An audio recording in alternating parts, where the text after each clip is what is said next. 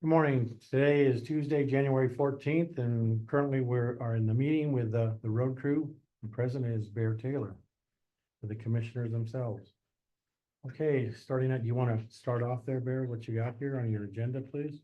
Sure.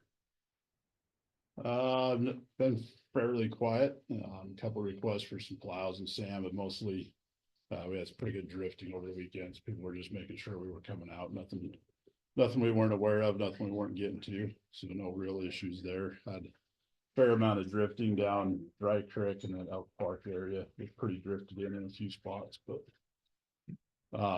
did get an email from Doug over the weekend. I think Corey was on this as well. From the fire chief in Elk Park. I printed off a copy here. I can forward it to you if you want to read the whole thing, but essentially he was thanking us for plowing out Elk Park Fire Hall, but at the same time, kind of complaining about how we're doing it and that we need to plow snowmobile parking areas more. This is a topic we've discussed in the past, that we plow out the fire hall as a kind of a courtesy and trade for us utilizing it for polling station. It's not something we're required to do. So sometimes we're just too busy to do it during a storm. We always, whenever we go back and do clean out though, we try to do it. Some of the issues we have with plowing that is it's a very uneven parking area that gets drifted in pretty bad. And it seems like it's always soft, but no matter what, we're always cutting into the gravel. Really? So it's causing some damage to our plows as well, because that plow hits that soft spot, it stops the truck, and so we have some issues there. I'm not changing how we plow it, other than we'll make sure we're plowing away from their cistern, which was one question they had or concern. To me, it's, we go in and open it up pretty quick. We're not there to clean up the whole parking lot for them. It takes at a minimum an additional roughly an hour, if not longer, added onto our route, because it's out of the way. We don't drive down the road that the fire hall's on. So it's not something we would just do in passing. So I do have concerns with that, but that's, that one and Elkhorn are the only two fire halls that we plow in the county. We will do Bull Mountain on occasion if we're cleaning up or we got time, but it's just because it's right there across from the yard, and I usually do it when I'm out clearing our parking lot. That's if Corey or Bruce or somebody doesn't do it first. The other fire departments in the northern half and even down like off of Milligan, the Willow Creek and that, they all plow their own fire halls. We figure even if we only do this 10 times a year, that's roughly $100 or $1,500 to $2,000 in time and material that we're spending plowing this parking lot for them. So just something to be aware of. Is that including the time with the snowmobiles and stuff too? No, that's just for the fire hall. That's just for the fire hall. Yeah. Snowmobile turnoffs are usually at the end of our route, like up, Yes, the two specific ones he mentioned was the one up at the end of Lowlands, just across the cattle guard, and then up Bernice River, or the Boulder River Road up in Bernice. So the one in Bernice, we changed where we plow to years ago. When I first started, it was clear up to the corrals, almost to White House Campground. Yep. There's no reason for us to plow that far. It was an additional almost 2 miles of just recreational traffic.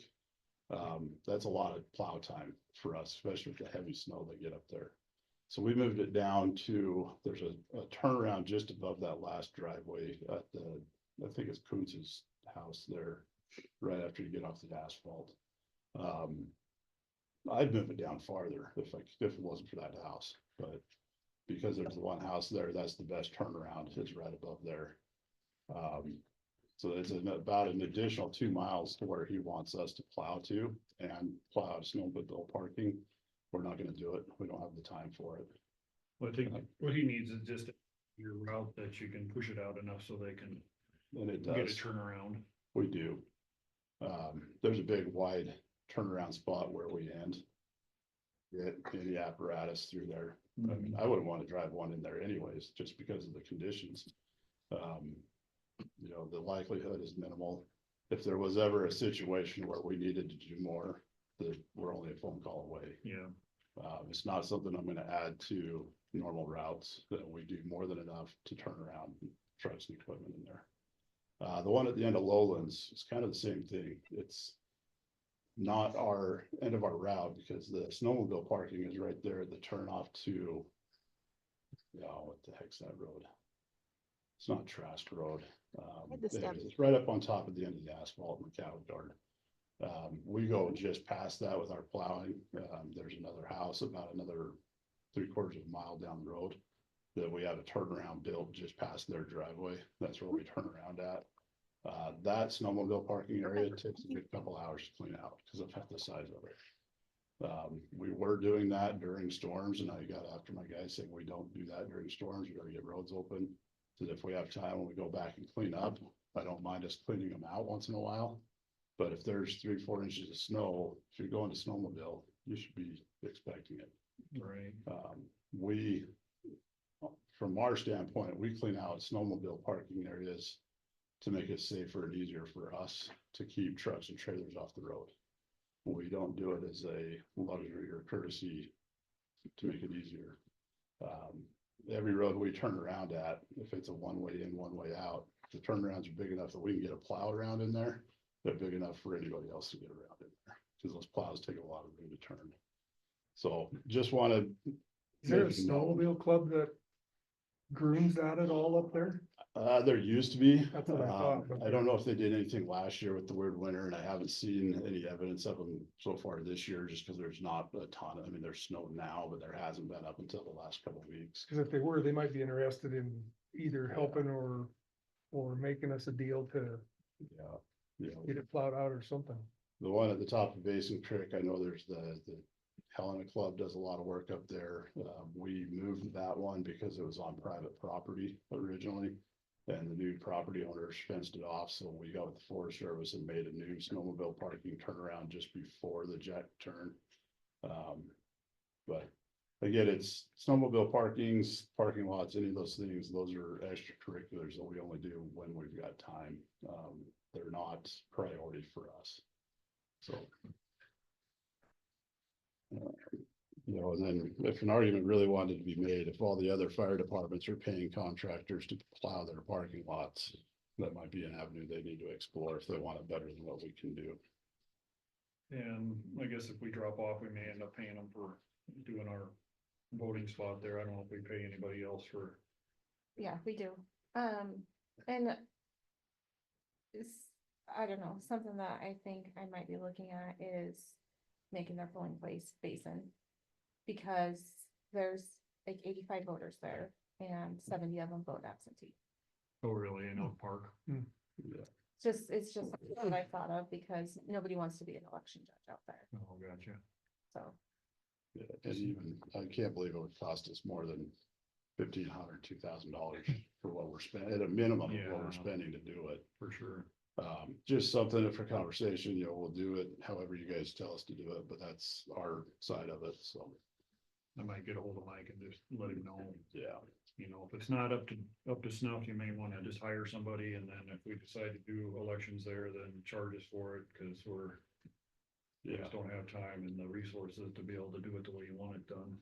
yeah, and when it's, like I said, even at the parking lots, if it's less than 3-4 inches, they should be able to drive through it. We're not gonna make a priority running on there to do it. So moving forward, just some updates, a lot of just plowing and sand in the last week or so. Even though we haven't had a lot of snow, we've had drifting and icy spots and still have winter conditions on our roads. So we've been dealing with a lot of that. Wind.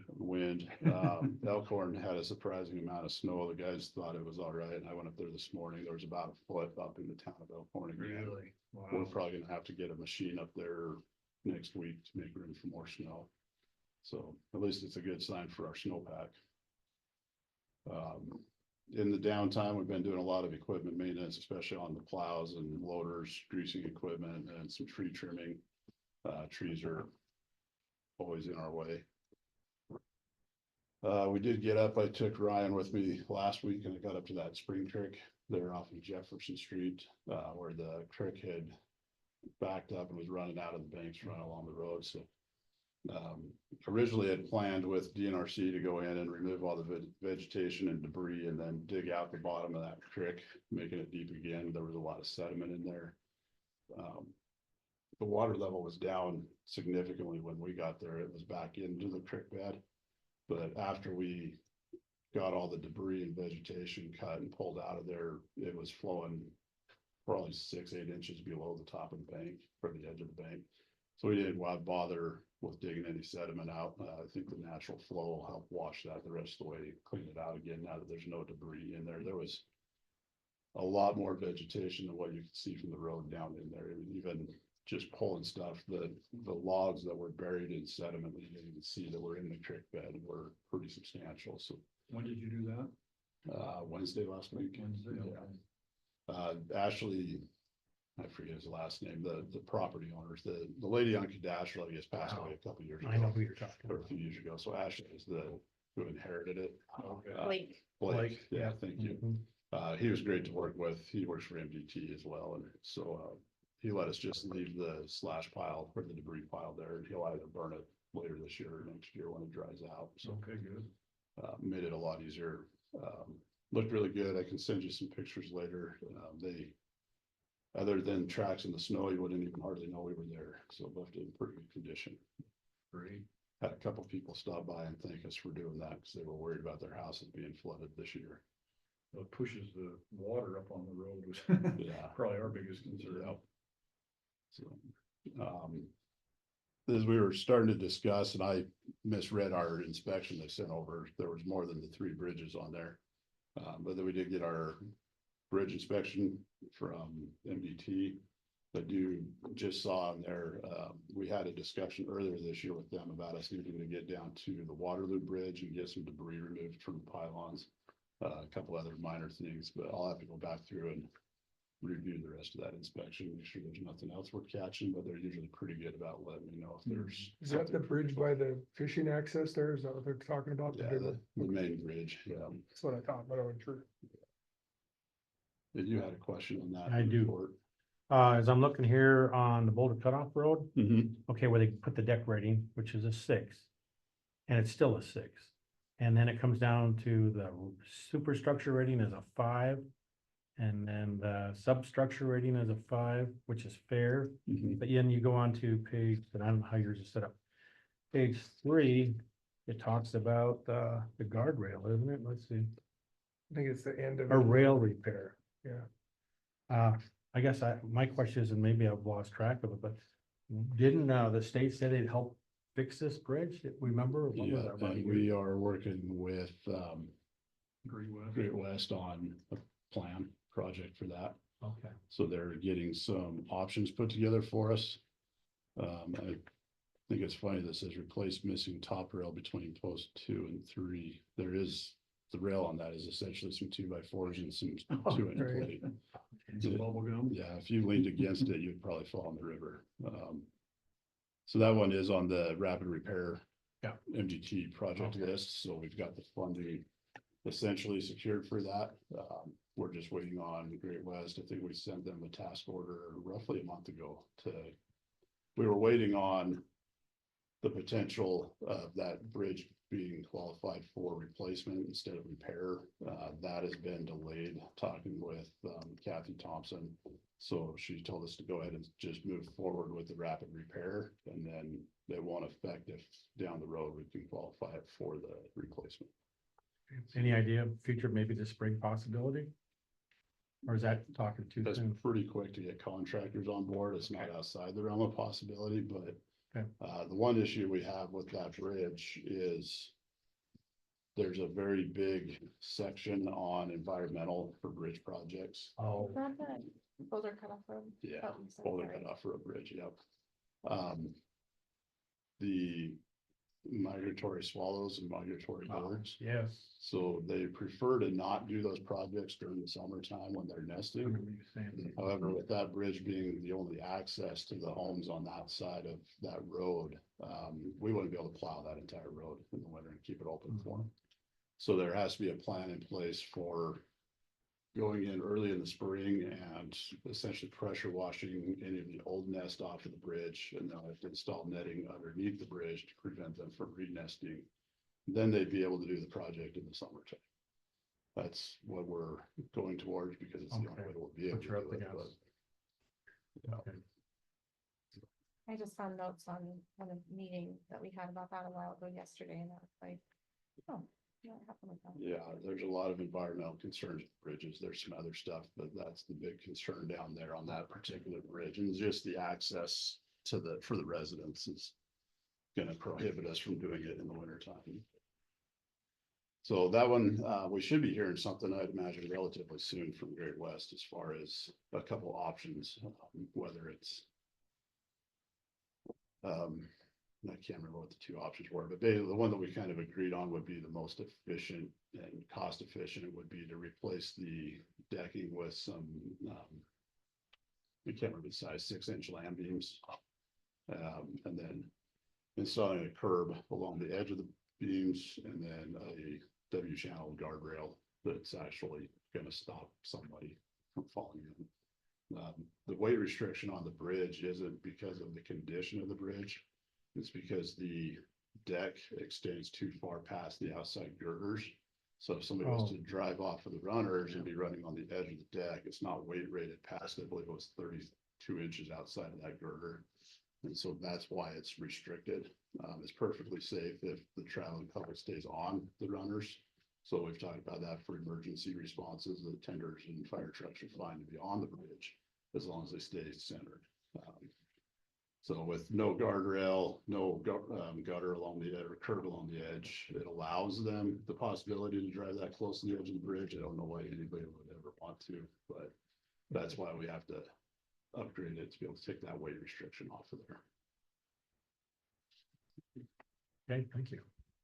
And then the last item I had on here, I kind of mentioned before the other day, we've had some concerns with the futures of Schedule A's with the Forest Service, the agreements that we exchange work or whatever on different roads. The upper portion of Warm Springs Road above the middle fork of North Warm Springs intersection, that is Forest Service road that we have historically plowed up to, I can't remember the gentleman's driveway, but it's about 2-3 miles of road. The Forest Service was supposed to maintain that in the summer, and we're supposed to plow for them in the winter. Schedule A's is not a requirement for us to do the work, it's just allowing us to do the work, but it was a trade-off. That agreement was signed in 1998, and it's supposed to be renewed every year. At some point in time, the guys just thought it was something they were supposed to do and kept doing it. We're not opposed to it. The problem is that they're not upholding their end of the agreements. They no longer have road crews in the Helena Forest, so they're supposed to be compensating for us financially to do the work. However, the agreement we had with them last year was for basic maintenance, grading the road once and plowing the road. They added in about $50,000 worth of other work they wanted us to do, which is not feasible. We don't have the time for that. So nothing really got done. They're not really worried about a new Schedule A. I've been after them for almost a year now because it expired last July. I contacted them back in March. Still haven't had anything new. So our concern with it is, one, the road is in pretty bad disrepair. It's not an easy road to plow. It's super narrow, lots of big rocks, lots of trees, big creeks right there along the edge. We've had one truck roll into the creek a couple of years ago because this bank gave way from the road. We've had a lot of close calls with public. You can't pass a vehicle on that road. So we do have a lot of issues. We're not going to just stop plowing it right now. That's not what we want to do, but we're just starting the discussion that we may have to inform the residents up there that they're going to be on their own for snow plowing, maybe come next winter.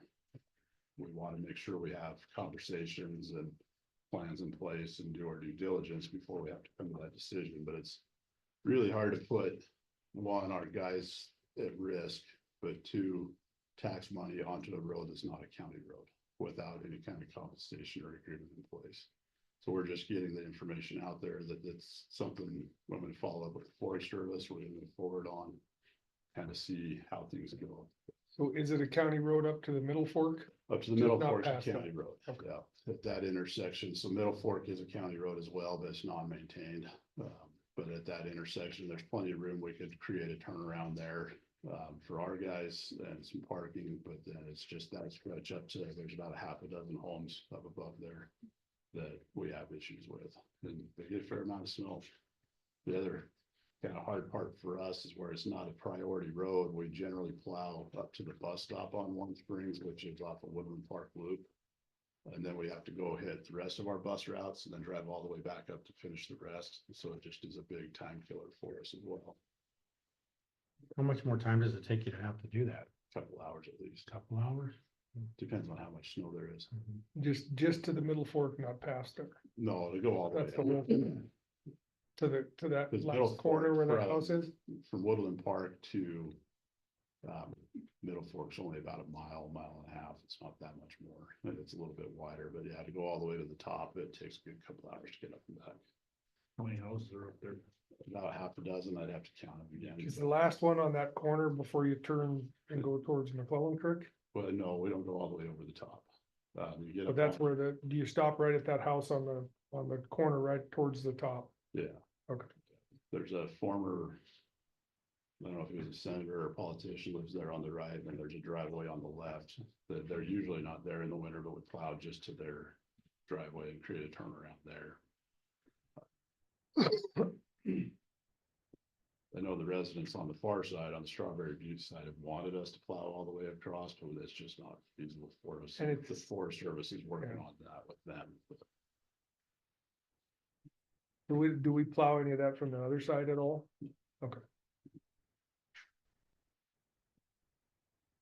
That's all I really got for today. Anything else, commissioners? Is there, are you gonna work on a new Schedule A, or are you just gonna say we're not gonna do? Well, this? we've been working on Just one, but nothing- unless I can get the Forest Service to buy nothing's in on it, happening. it's pointless. Like I said, I've been working on one with them since I had a meeting with Kathy Thompson, who's the ranger up there, and she's great to work with. She's been real responsive, but she gets 1,000 different directions like everyone else. So I was working on one with her, their guy that helps with the Schedule A. He's been very difficult to work with, and she admits that. And, she was even of the understanding that we didn't have to do a Schedule A every year. She thought it was every 5 years, and I reminded them that's the co-op agreement, which is the big overview policy that allows us to work on their stuff and then to work on our stuff. But then we have to have a Schedule A that's done annually that specifies what those conditions are. We're working on one, but whether or not there's funding from their side or even buy-in from their side to get anything done, that'll be the determining factor. Sounds like the feds are cutting back on Yeah. all their budgets. Like I It'll be mentioned, interesting to see. it's gonna be really interesting on the BBRD side, just because I know last I talked to Jeremiah, their road costs, they're not looking at bringing on replacements for any of the guys that go last summer. Yeah. Which is really gonna put us in a bind with Boulder River Road and Lowlands and because Lowlands Road, the county ends at the asphalt. We do that last portion as part of the Schedule A and grading and plowing. And so I mean, that's gonna be another conversation with the lady that lives there. But we may not be able to get to her house any longer. You know, Bear Gulch Road is another one that's on the Schedule A that we plow and grade as needed. But those, and then the other one that's really gonna make people happy will be the Delmo Lake Road from Pipestone to Four Corners. We blade that in the fall for them. And if we're not getting, there's no Schedule A, that's not gonna be getting done. And they barely get down there once a year, let alone twice. So. Okay, anything else, you two? If not, I see we have a guest, Miss Deborah Gay. Do you have a question or a concern you'd like to voice? Yeah, can you guys hear me okay? Yes, ma'am. Perfect. So Corey knows me well. So obviously this is about Corbin Road. I'm here mostly because we have a lot of what I think is misinformation floating around the subdivisions up there at this point, just based on folks watching the commission meeting on December 31st. So I'd like to get some clarity around the specific plans for addressing getting Corbin Road back to the condition it was prior to this late summer and early fall, so that we can stop some of the, I guess, negative progress towards doing something, legal or otherwise, but I listened to both the last two commission meetings and I did not take away the same understanding that other folks did. So mostly I want to get some clarity around the plan on Corbin, and maybe something concrete we can take back, like, that we have a contractor lined up to do the chip seal, that the budget's been allocated, something like that, so that we can kind of, get people all feeling comfortable that there is a clear plan when the weather permits to address Corbin. Want me to? Go ahead, yeah. Hopefully your answer's the same as mine. Well, I would imagine it would be, but, we do have options. As far as concrete goes, I can't give you concrete because, we still have to review budgets. We don't hire contractors because we do our own chip seal. Okay. We have our own for that. There are variables that we won't know answers to until we get closer to chip seal season, such as the cost of oil, which will play into the financial side, as well as the availability of it. The availability won't be a concern, but there are things that we won't have answers to until we get closer to early spring, early summer. But as far as the conversations that I've been involved in, that's kind of the plan, is the commissioners are exploring options for funding to allow us to re-chip seal that road. As soon as the weather does break, we plan on being out there and regrading it and, managing the dust the best we can. We are looking at other options as far as some different products that have been tested and proven to work for stabilization that might help in the meantime, but as far as I know, that's kind of where we're at with it. Okay. I've been talking to most everybody up there, Deb. I get hit here and there from different factions up there, and I've been telling them I'm going to do my best to get it back to at least what it was before. And we can get it done fairly inexpensively because the county will do it. We usually chip seal several, tens of miles a year typically, but like Bear said, cost of oil and cost of chips and all that, we have to pull some money somewhere. But Yeah.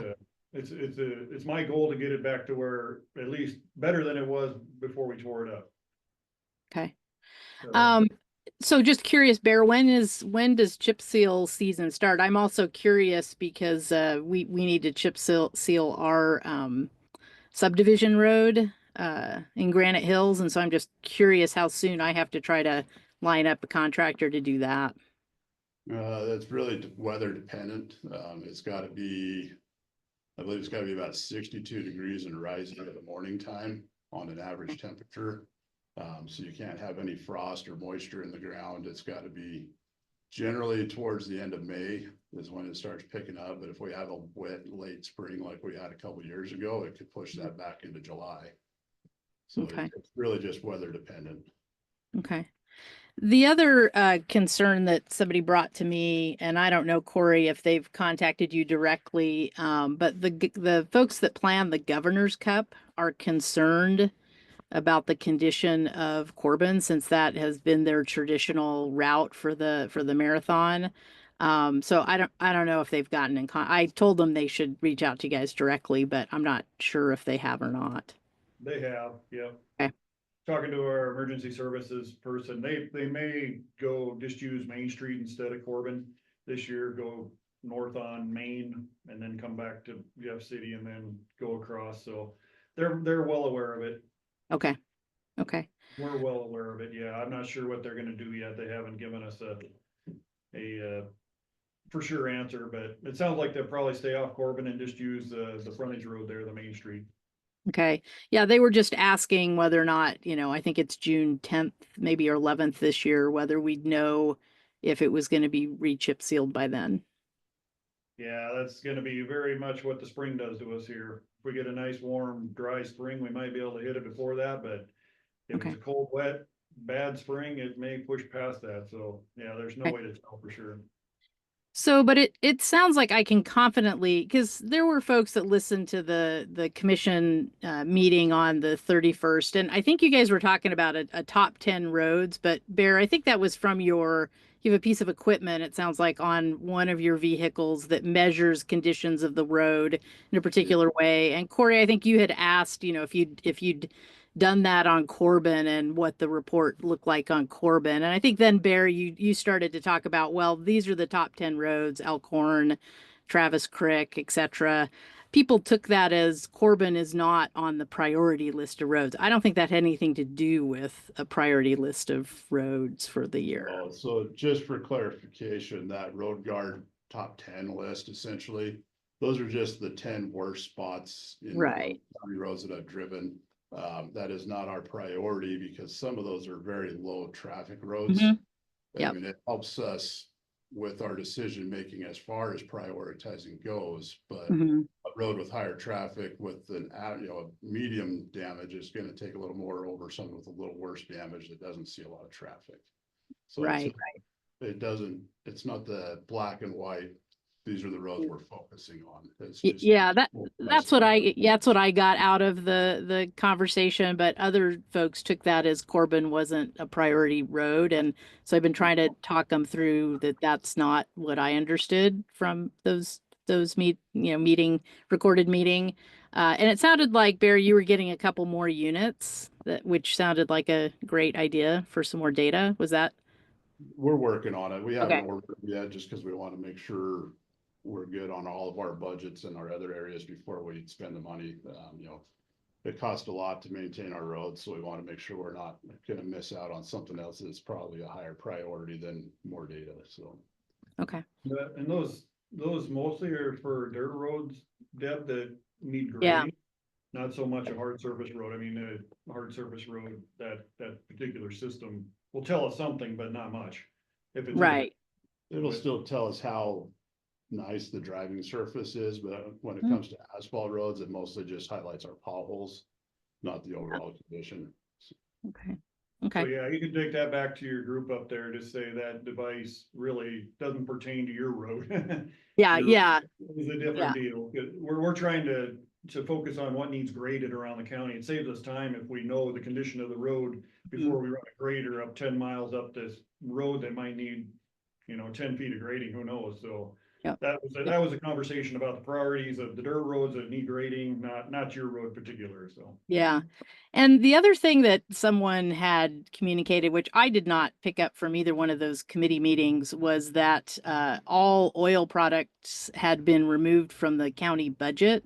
So it got people concerned that there wasn't budget being allocated to re-chip seal Corbin. I didn't hear that.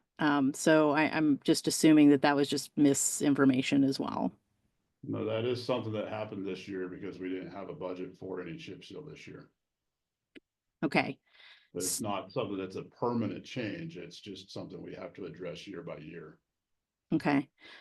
But so my understanding is you're still going to chip seal Corbin though in the spring. That's our intent. Yeah, that's the intent.